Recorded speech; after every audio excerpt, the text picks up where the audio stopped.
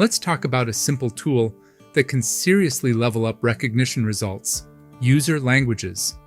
A user language is a customizable recognition language you fine-tune for your documents.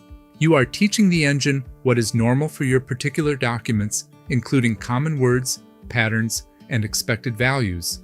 Think of it as giving the engine a helpful cheat sheet for your domain. Quick reminder, this is not where Spanish or Hungarian are selected. Base recognition languages are set separately, and user languages build on top of them to improve results for your specific content. In real workflows, it often works best to start with a predefined processing profile, then adjust only what your documents require. With the API, developers can also copy a built-in language and modify it. Why does this approach help? OCR makes best guesses, and when documents include specialized terms, unusual codes, or specific form values, the results can be less reliable without extra guidance. Using user languages helps you get more consistent results when your documents contain specialized content, because you're teaching the engine what's normal for your documents, like specialized terminology, medical terms, legal phrases, product names, and internal acronyms. That way, it's less likely to misread the words or combinations of characters. Add these terms so they are recognized more accurately. The User Languages tool also helps when similar-looking characters can be confused, like O and 0 or I and 1.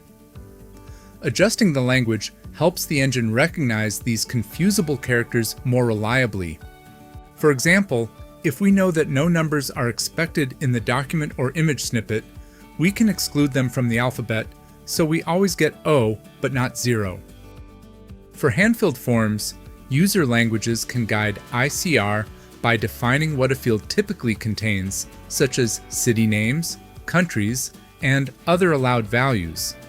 For structured fields like zip codes or ID numbers, it's often better to apply format rules, for example, regular expressions.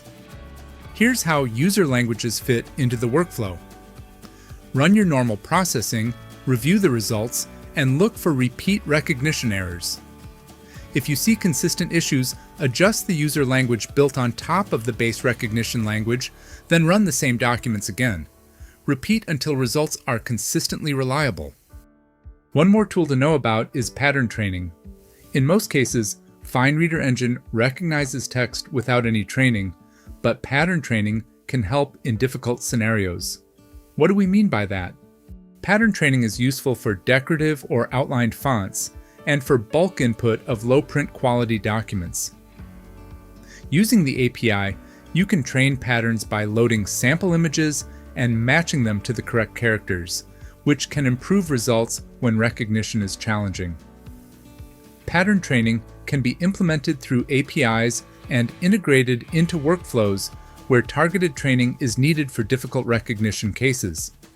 With user languages and pattern training in your toolkit, you can guide the engine through tricky terminology, codes, and tough fonts, so recognition stays accurate and consistent as your workload grows.